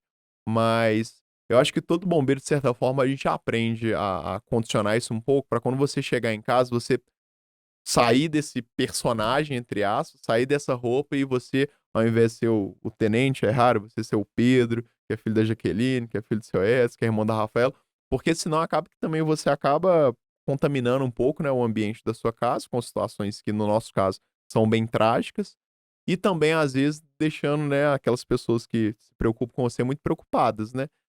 Você imagina, né? A minha mãe eu nem comento quando acontece alguma coisa muito grave. Às vezes ela fala assim: ah, a vizinha falou que viu, não sei, na ocorrência, você tá nesse lugar mesmo? Ah, Pedro, onde você tá? Eu vi aqui que você tá em Recife, você tá em Recife mesmo? Eu falei assim: não, mas é tranquilo e tal. Tá no meio daquela confusão de vários Nossa riscos. Senhora. Mas isso faz parte ali da sua profissão, né? Acho que dentro, assim, da sua vocação também, né? Você entende que aquilo dali, né, é a sua praia, que aquilo dali, né, que você foi capacitado para fazer, né? Assim, dentro. Tem até uma frase, né, que o pessoal costuma fazer, né? Deus não escolhe os capacitados, né? Ele acaba que ele capacita, né, os escolhidos. Então, assim, você ter muita tranquilidade da sua missão ali, daquilo que você pode fazer, se firmar a isso, acho que isso também te ajuda a te manter mais forte. E essa pressão que naturalmente a profissão de bombeiro já tem, né. Depois que você ganhou uma exposição, né, eh, todo mundo, assim, muita gente conhece hoje, essa pressão aumentou no seu dia a dia? Olha, eu não digo não que aumentou, assim, mas eu acho que ela te coloca num patamar de responsabilidade que você tem que ser muito mais cuidadoso em relação a tudo, porque a partir do momento que você representa uma corporação, isso, né, como diria ali o tio Ben, né, do Homem-Aranha, né, grandes poderes, grandes Isso responsabilidades. aí. Isso daí te coloca ali num patamar que você tem que observar aquilo que você fala, aquilo que você representa. Você vai ser colocado em missões ali, né, que o espaço para falha ali, para equívoco é muito menor, e muitas vezes te colocam em outros cenários, né? Que nessas questões, né, dessas possibilidades, dessas, né, janelas políticas, eram coisas que eu nunca vislumbrava, por exemplo, na minha vida. A partir do momento que muitas pessoas, né, enxergando em mim a possibilidade de ter representatividade para algumas questões, elas me procuraram, falando o seguinte: olha, a gente precisa prestar atenção nisso, não tem discussão em relação a isso. Você começa a ficar atento para pensar o seguinte, fala assim: "Olha, será que eu tenho que fazer isso? Eu tenho que ficar no corpo de bombeiros ou não? Eu tenho que levar isso para frente, porque tem muita gente que está com a voz calada, que precisa ser representada". Então, assim, são questões que envolvem decisões profissionais e pessoais que são muito difíceis, e aí por isso que é importante que uma pessoa que tá no meio desse universo, ela sempre ter a tranquilidade de parar e de pensar: "Olha, o que que se alinha mais com o meu propósito? O que que é importante para mim, para os outros, o que que eu posso de alguma forma contribuir". É realmente uma reflexão, uma autopercepção que você tem que ir desenvolvendo, fazendo com muita tranquilidade para que você possa, né, ser sempre fiel àquilo que você acredita, àquilo que você se propõe. E essa exposição toda também já te trouxe também, sei lá, inveja, retaliação, até mesmo de colegas, ou então, sei lá, já trouxe? Cobrança diferente talvez, né? Ah, É, com certeza, gente, e assim, inveja deve ser muito comum, né? Sei lá, tá aparecendo muito lá e é, tal. pior ciúme que tem é ciúme de homem, né, que a gente brinca lá, né, que às vezes, eh, Mas assim, primeiro que uma coisa que eu acredito muito, assim, sabe? Um dos grandes referenciais que eu tenho na minha vida, assim, é Chico Xavier. Chico Xavier fala uma frase, né? Que é isso também passa. E quando você, de forma muito genuína mesmo, quando você acredita naquilo que você faz, ou quando você sabe que você tá pelos motivos certos, você pode estar fazendo, pô, o que. Quando vocês começaram com a ideia de vocês de fazer esse podcast, teve gente que falou assim: ah, não, tanto podcast, porque vocês vão Mais um. inventar isso Mais daqui, um. é mais um. Ah, não, isso daqui é uma porcaria. Não, não vai ter visualização, não vai ter sucesso. Mas se você tá ali na sua vibraçãozinha, você fala assim: oh, eu acho que eu posso fazer isso de uma maneira legal, eu acho que eu posso contribuir para que outras pessoas tenham acesso a uma informação legal, descontraída, divertida, leve. Eu acho que isso é importante para aquilo que eu acredito da minha contribuição para o mundo. Quando você acredita, quando você está ali no seu propósito, não adianta. As pessoas, elas mais cedo ou mais tarde, elas, como diria Zagallo, elas têm que te engolir. Elas têm que chegar ali e falar o seguinte, falar assim, olha, eu posso não gostar dele, posso não ir com a cara dele, mas é um cara que ele trabalha bem. É um cara que ele vive ali pelo propósito. E não tem nada mais forte do que isso. Às vezes, por maiores que os obstáculos, que as dificuldades possam parecer, quando o pessoal vê que você vive a sua verdade, aí realmente aí não tem pra ninguém. É sobre você olhar muito mais pra dentro de si do que pros outros. Porque pra falar mal, pra encher o saco, pra fazer crítica indevida, pra muitas vezes te criticar sem saber da sua história, sabe? Quantas vezes eu, enquanto porta-voz, eu já ouvi falar assim, ah, mas esse menino só fica dando entrevista, ele não vai pro meio da lama.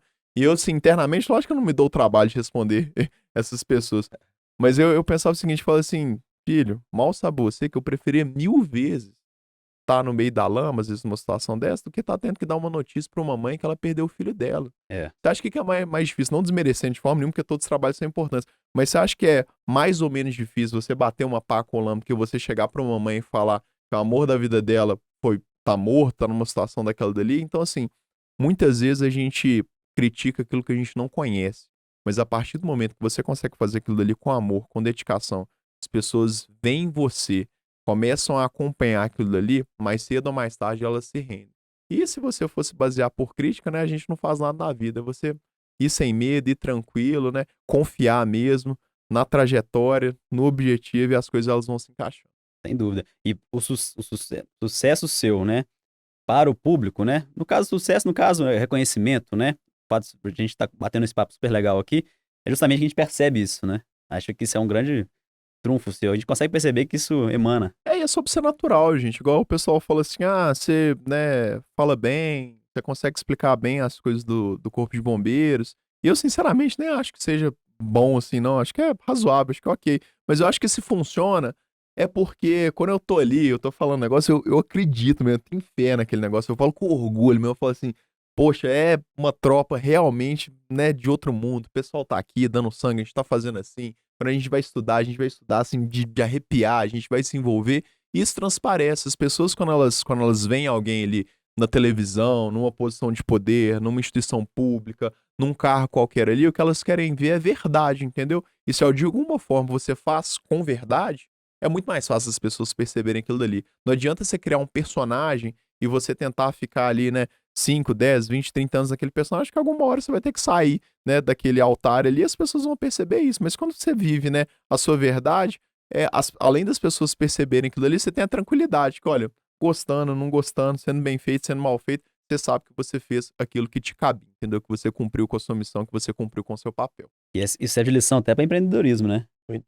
Fazer um negócio que você acredita mesmo, que é o nosso caso e tudo mais. E quando você for falar, for tomar decisões difíceis também, que a gente toma todos os dias também, fazer com convicção, Não, né? porque o primeiro convertido, né, tem que ser É. você, né? Você vai me falar aqui do seu produto e tal, e aí você mesmo duvida do seu Fica ali produto, meio você mais ou mesmo não acredita, meu filho, que saia, eu que nem conheço o produto, eu ser convertido. Agora, quando um cara, né, é diferente quando, assim, isso na vida, né, nas relações pessoais, no trabalho, tá? Quando você lida com aquela pessoa que é apaixonada, né, fala assim, não, essa daqui é a melhor camisa que você vai vestir na vida, porque esse algodão, porque essa ideia, porque esse sentimento de mineridade, e olha como é que isso é maravilhoso, a gente tá falando do nosso estado, do nosso jeito, da nossa ideia e tal, você não sente orgulho em ser mineiro, você não gosta de usar isso daqui, então a pessoa fala assim, ô, que isso, me convenceu, vou levar essa camisa aqui. Tá contratado aí, viu, Pedro? Eu vou fazer esse merchan aqui, hein? Levar Minas Gerais aí pra além de todas as fronteiras. É boa. Cara, e isso né, você tem bastante gente que te segue nas redes sociais. Como é pra você, se até onde você pode ir do seu dia a dia, que envolve muitas coisas, e até você putz, não, tem que separar Pedro Bombeiro do Pedro Errara que tá ali nas redes sociais.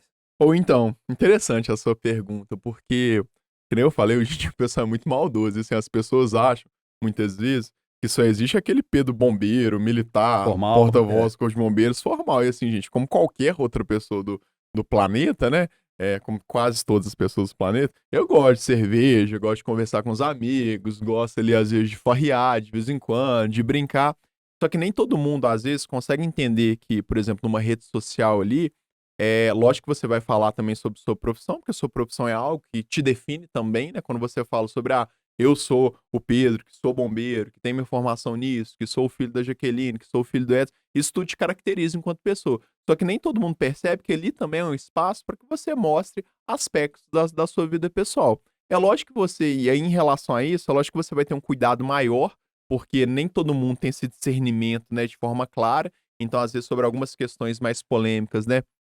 Dependendo da situação, às vezes eu não me manifesto, de forma completamente pública, porque eu sei que nem todo mundo vai entender até onde que é a opinião pessoal do Pedro e até onde é a opinião institucional daquele representante do Corpo de Bombeiros, mas eu tento ali, né, ser meio que usar um ponto de equilíbrio, assim, né, nem tanto ao céu, nem tanto à terra, chegar ali, mostrar um pouco da minha vida pessoal, mas também, né, falar sobre coisas que eu acho legal lá no Corpo de Bombeiros, defender as ideias que eu acredito, defender ali, né, uma linguagem, uma forma ali de se comunicar que eu acho que é válida. E aí, né, as pessoas ali, elas vão, com o tempo, acho que elas vão compreendendo aquilo dali, né? Lógico que você também nunca vai atingir todo mundo, sempre vai ter gente que vai concordar, sempre vai ter gente que discordar, sempre vai ter gente que vai entender, tem gente que não vai entender, às vezes você, né, usa alguma coisa de ironia, de Uhum. brincadeira, a pessoa não entende o contexto daquilo dali, né? Mas Não, assim, né? não lê a legenda E- completa. isso faz parte do mundo, né? Agora, por exemplo, com essas questões dessas possibilidades políticas,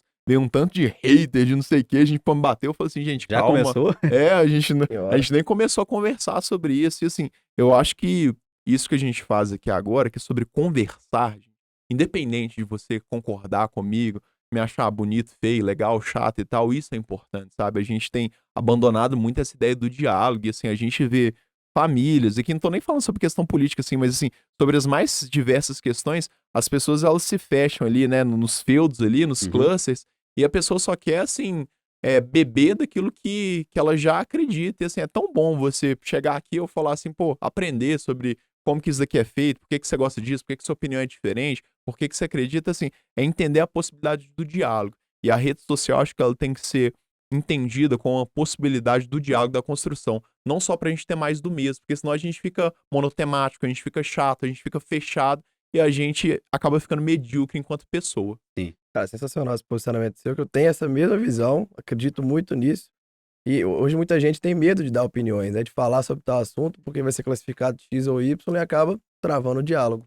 E Comentou. entender, assim, que as pessoas elas têm formas de se expressar também, porque eu venho aqui, eu te conheço, e tal, às vezes você fala alguma coisa, e eu sei que pelo contexto, pela forma como você se expressou, você quis dizer outra coisa, mas ao invés, né, de eu vir aqui jogar 10, 20, 30 pedras, eu entender, ó, por que será que ele falou isso? Será que ele não quis dizer outra coisa? É assim, a gente se abrir para as possibilidades da não violência e não ir já para as possibilidades do conflito, do enfrentamento, da discussão.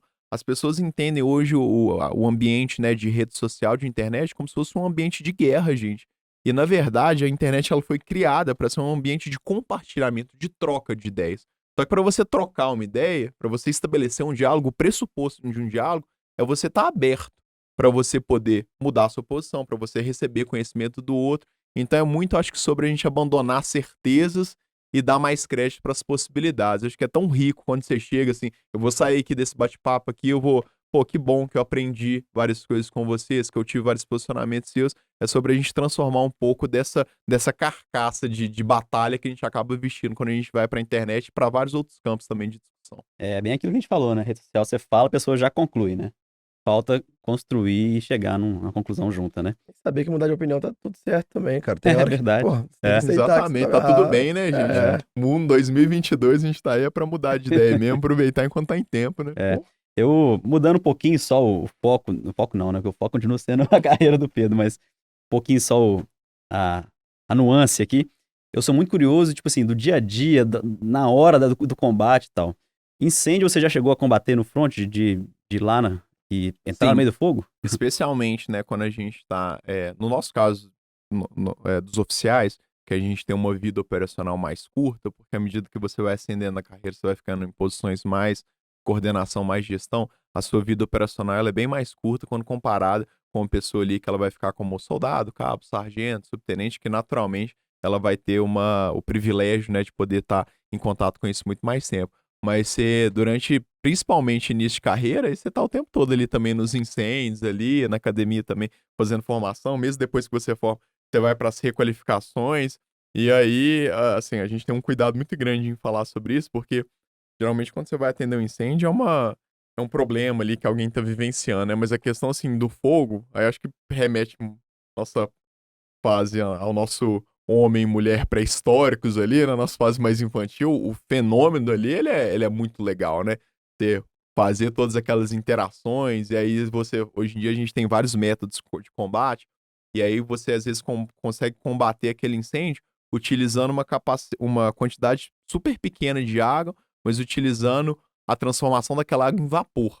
Então, assim, é muita conhecimento, muita técnica envolvida, e lá, quando você tá lá na ponta da lança ali, né, que você tá enfrentando ali, né, o diabo ali no fogo ali, né, realmente é uma adrenalina gigantesca, É, né? A hora que o coração ali, ele bate mais rápido ali, a hora que você realmente entende, né, o que que é ser bombeiro, de fato. é mesmo.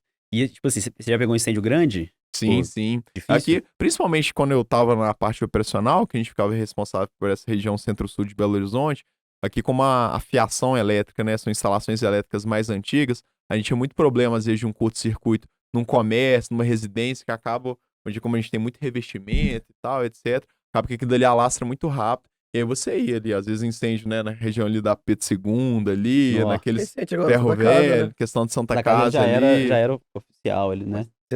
você chegou aí lá e. Né, tava lá no local, não tava no combate às Sim. chamas, mas a gente tava lá acompanhando, né, todas as questões, auxiliando na gestão mesmo da ocorrência. E aí, quando você chega ali, né, ainda mais pela quantidade de pacientes que tá lá, você faz parte da equipe de comunicação, de gestão, de evacuação, de tudo ali, né? É, Acaba que bombeiro, ele também tem que ser esse profissional multitarefa, porque muitas vezes, dependendo das circunstâncias das ocorrências, não vai ter a possibilidade de você só executar aquela sua tarefa que tá dentro ali, né, da sua função específica.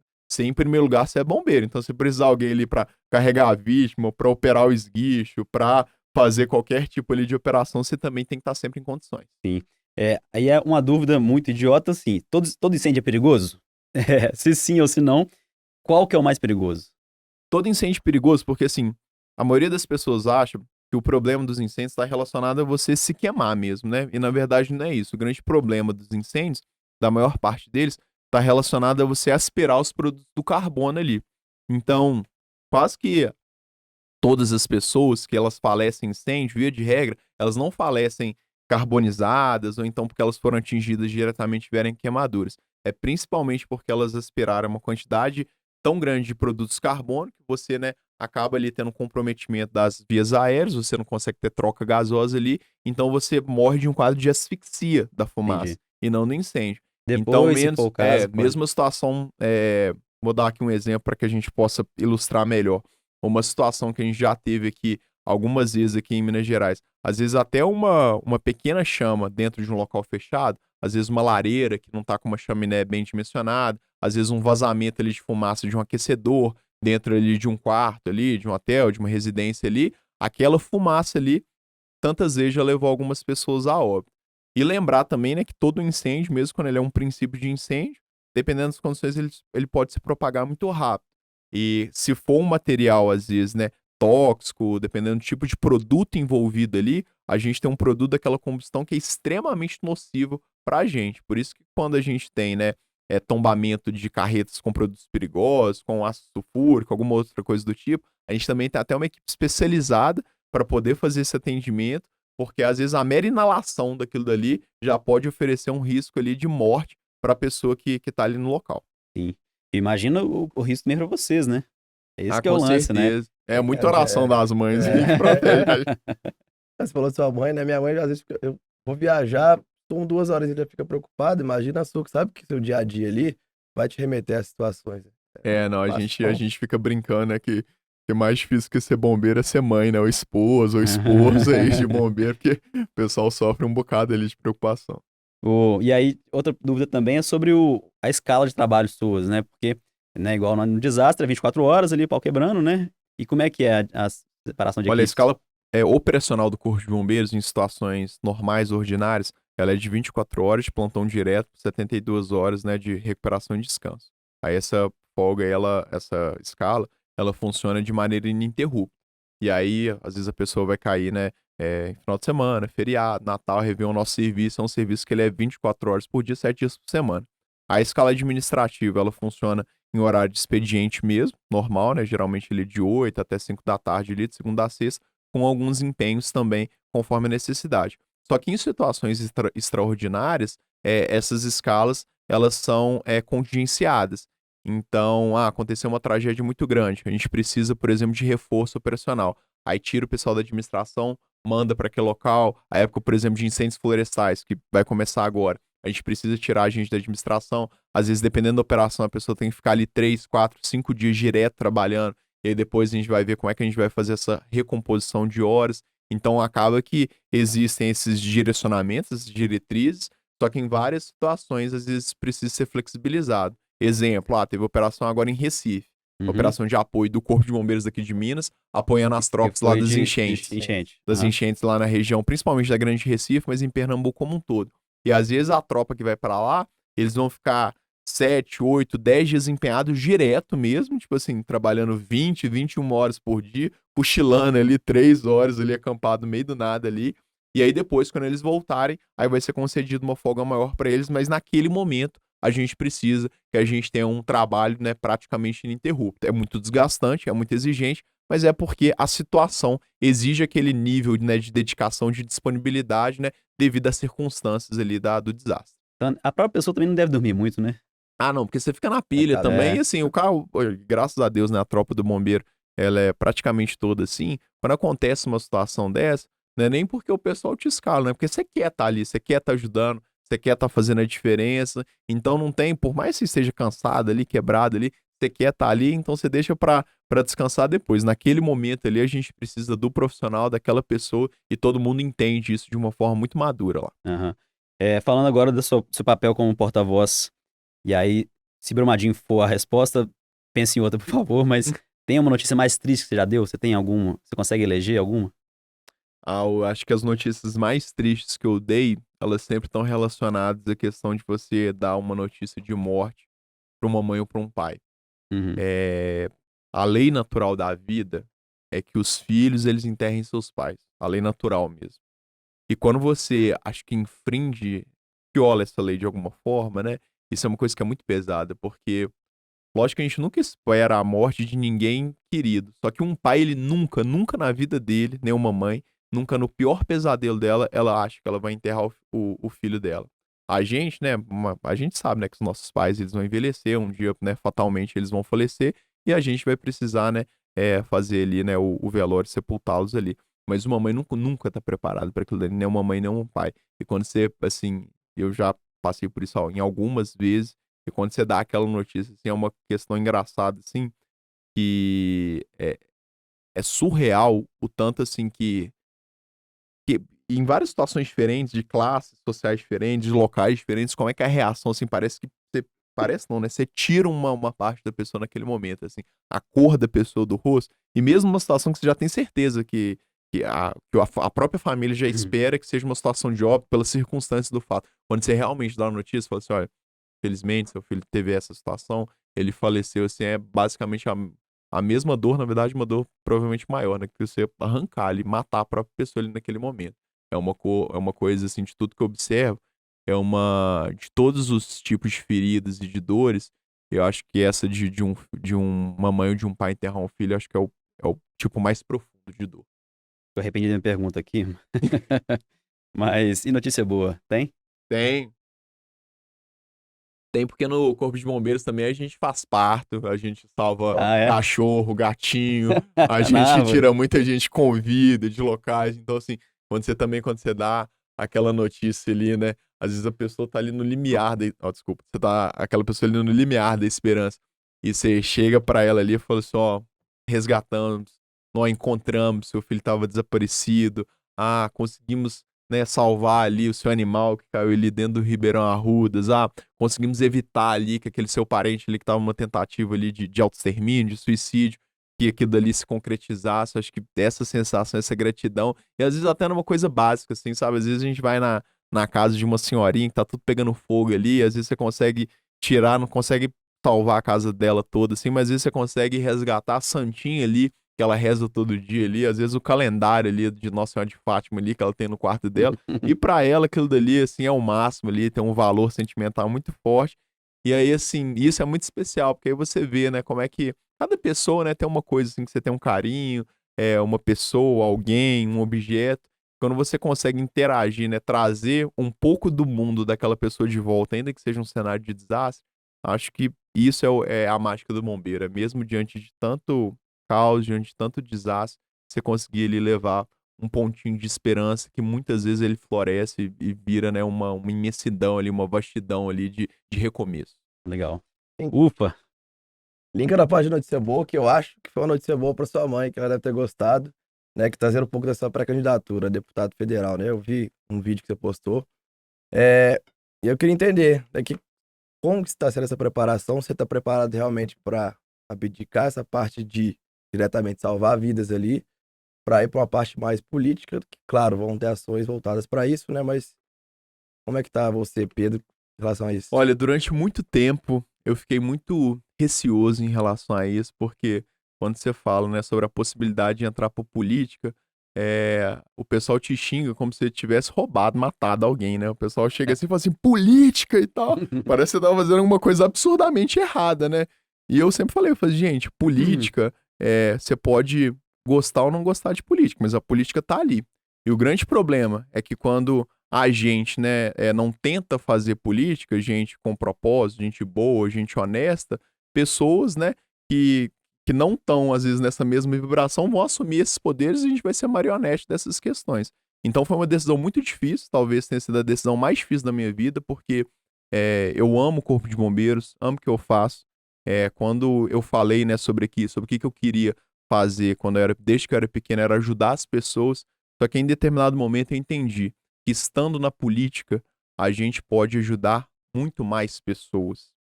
E não adianta a gente tentar se furtar desse compromisso, se a gente pode utilizar a nossa visibilidade, a nossa repercussão, para fazer com que mais pessoas sejam alcançadas por boas oportunidades, porque eu sempre repito isso, porque política tem a ver com a minha história pelo seguinte, eu sou uma pessoa que eu vim de uma família simples, estudei em escola pública a vida inteira, quando eu estudei em escola particular foi como bolsista, então se eu não tivesse acesso a oportunidades que foram permitidas por meio de políticas públicas, que no meu caso, né, foram minimamente eficientes, eu não estaria onde eu estou, eu não seria o porta-voz do Corpo de Bombeiros se eu não tivesse estudado na Universidade Federal, se eu não tivesse conseguido passar num concurso público quando eu passei, se eu não tivesse estudado num colégio público de qualidade, eu estaria, às vezes, numa estatística de tantas pessoas que estão excluídas aí, né, socialmente.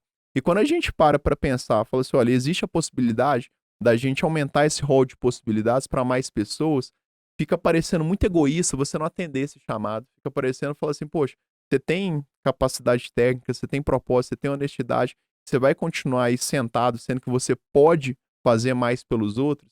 E aí dentro, a vocação do bombeiro e a vocação da política, elas têm muito a ver porque tudo é sobre ajudar o próximo, é sobre apoiar o próximo.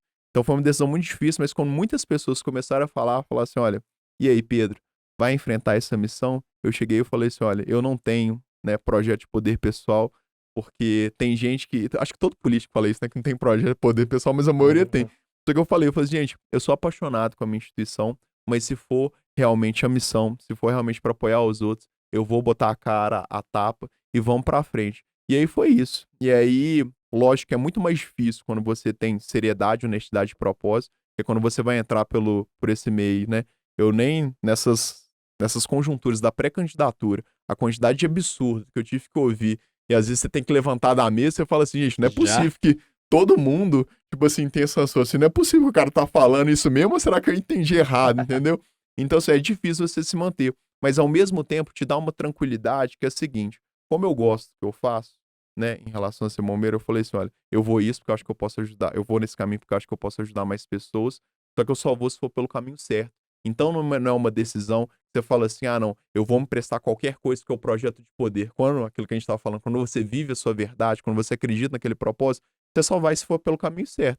E aí você vai fugindo de algumas coisas ali, você vai conseguindo se resguardar, você vai conseguindo fazer, né, a possibilidade de um trabalho técnico respeitoso, bem feito, que é o que no final das contas a política ela deveria ser e pode ser, né? Mas fatalmente para a gente poder fazer isso, a gente tem que colocar a mão na consciência, votar com mais tranquilidade, se colocar também nesses esforços, né? Acho que é principalmente sobre você entender, né, que você também não só pode, como deve participar desse jogo, né? Sobre as nossas próprias vidas, né, gente? Quando a gente fala sobre política, se você não se envolve, é a gente que vai ser assaltado quando a gente vai sair daqui, é o seu filho que não vai ter acesso a um posto de saúde bacana, não vai ter uma vacina, é a sua filha que não vai desfrutar de uma escola pública, é você que não vai ter, né, um tempo de qualidade com a sua família, que você perde 3, 4 horas num trânsito, num congestionamento, que teve um acidente de novo na anel rodoviária. É sobre isso. Quando a gente percebe que isso já é o nosso dia a dia, a gente passa a entender essa escolha como uma escolha muito mais natural.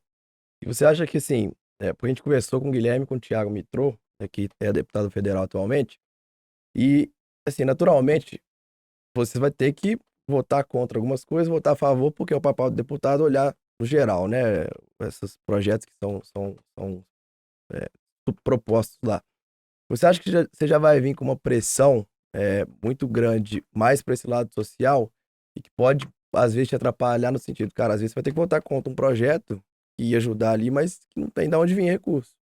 Acho que vai vir muito Acho que pressionado tem já? a pressão mesmo, e assim, política, né? Se você for fazer de uma forma séria, de uma forma responsável, não é uma atividade fácil. A gente sabe, né, de todas as questões das articulações dos grupos de poder, dos partidos, de como o sistema funciona, mas assim, a gente tem que minimamente tentar articular, profissionalizar, melhorar essa questão do debate. Lógico que fatalmente a gente chega em algumas situações que são ali sinucas de bico mesmo.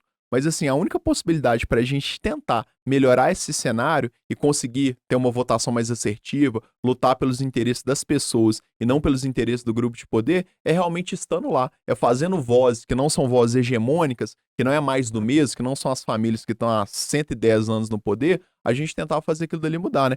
Quando eu fiz a decisão pelo Patriota, o pessoal veio descendo a lambada. Ah, não sei o que, partido bolsonarista, etc. Como é que você faz isso, etc. Como é que você se alia a um partido desse? E a grande questão é a seguinte, gente. Quando a gente vai fazer a escolha de um partido, em primeiro lugar, eu não sou apoiador nem de Bolsonaro, nem de Lula, porque eu acho que os extremos, eles não nos representam. O que o Brasil precisa nesse momento não é de polarização, é de articulação, é de um diálogo sério, compromissado, de um diálogo realmente respeitoso. E aí, quando eu fui, né, pro Patriota, primeiro, foi um partido que ele me garantiu minimamente essa condição de autonomia, de independência, para poder lutar para que aquilo que é bom para o mineiro e não só, né, para lado A, para lado B. Não acho que essa polarização seja saudável, e principalmente nesses outros aspectos de um partido, né, porque vários outros partidos que talvez pudessem ser até mais confortáveis ideologicamente para aquele eleitor que está me observando, foram partidos que fizeram propostas ali antiéticas mesmo, quiseram lotear cargo, que quiseram falar assim, ó, se você for eleito, 3 vagas suas do seu gabinete, elas são nossas. Eu escutei esse tipo de coisa. E além disso, obviamente, escolher, né, um partido onde também exista uma viabilidade eleitoral, porque tem partidos também que nem eles me aceitaram, porque, como, né, eu sou um candidato de primeira candidatura. O pessoal não sabe se a minha votação vai ser ótima, vai ser boa, vai ser péssima. E aí, pelo fato de poder ameaçar velhos caciques do próprio partido, o pessoal falou assim, aqui não, aqui você não tem espaço. E às vezes o pessoal vem falar, fala assim, nossa, mas como é que você escolheu partido A, partido B, partido C, sendo que, na verdade, existem 1 milhão de situações envolvidas, e eu tentei justamente escolher aquilo dali que fosse mais fiel realmente àquilo que eu acredito, aos meus princípios, em primeiro lugar, os princípios éticos, e principalmente para garantir uma condição de autonomia, de independência fora desses extremos. Então, assim, o pessoal aí que ficou xingando nas redes sociais, ah, não, patriota é bolsonarista, não, gente. Um dos meus compromissos para eu poder assumir um partido foi assim, olha, não quero que nenhum partido que apoie, né, nenhum desses extremos, né, na eleição presidencial. Quero realmente uma coisa que a gente permaneça, né, fora dessa discussão para tentar levar, né, a voz desse mineiro que está tão subrepresentado, né, no meio dessa guerra ideológica, dessa guerra de extremos, que pouco acrescenta para o Brasil e acaba tirando o foco de discussões que são muito mais importantes, né, de reformas, de movimentos, de iniciativas que de fato precisam ser discutidas lá. Sem dúvida, que talvez não apareça tanto, né? Vai ser doloroso ali o caminho, Com certeza. O boa caminho sorte da a você. verdade é sempre mais difícil, mas é o necessário. É verdade. Isso Sem dúvida. dá esperança pra gente. Pessoas como você se envolverem na política vendo isso. Cara, tá saindo do foco seu, que era um aqui para outro, porque você sabe que tem potencial de ajudar no geral e trazer visões diferentes. Mais uma missão, né? Nossa, essa Talvez missão é é difícil. Esse incêndio aí é um incêndio difícil de ser debelado. Acha bombeiro bom aí pra apagar esse fogo do Congresso. 522 anos de incêndio acontecendo. Nossa senhora. Lá aquilo que a gente pode chamar de desastre, né? Mas todo desastre, pra todo desastre, tem bons bombeiros pra gente poder trazer um pouco de serenidade, um pouco de solução. Boa, boa. Vamos passar a regra, Brenão? Bora. Ô, Pedro, que ótimo papo, pai. Obrigado por conversar com a gente aqui. E tenho certeza que o pessoal vai adorar quem tá ouvindo em casa, Pois né? é. Sem dúvida nenhuma. E boa sorte pra você, então, aí na sua nova missão. E volte sempre. Fique à vontade aqui. Qualquer coisa, chama a gente aí, vamos gravar junto, vai ser legal. Obrigado, gente. Eu acho que tanto Corpo de Bombeiros, quanto carreira política, quanto a marca de vocês, esse podcast, acho que tem tudo a ver com a questão do orgulho de ser mineiro e de ser mineiro do nosso jeito mineiro, né? Levando na bandeira aí a nossa hospitalidade, o nosso carinho, os valores aqui da nossa terra e principalmente da nossa gente. Então, acho que todo mundo aqui, no final das contas, a gente faz parte do mesmo time e que as pessoas que estão nos acompanhando aí de casa, de alguma forma, elas possam, todos os dias, a gente possa ajudar em campos diferentes, mas a gente possa ajudar a recuperar esse orgulho de ser mineiro, de ter realmente, né, a sensação de pertencimento a essa terra maravilhosa nossa aqui. Boa, gostei do encerramento. É isso mesmo que nós estamos falando. Obrigado, agora que encerrou super bem. Valeu, galera. Valeu, gente. Valeu. Até mais.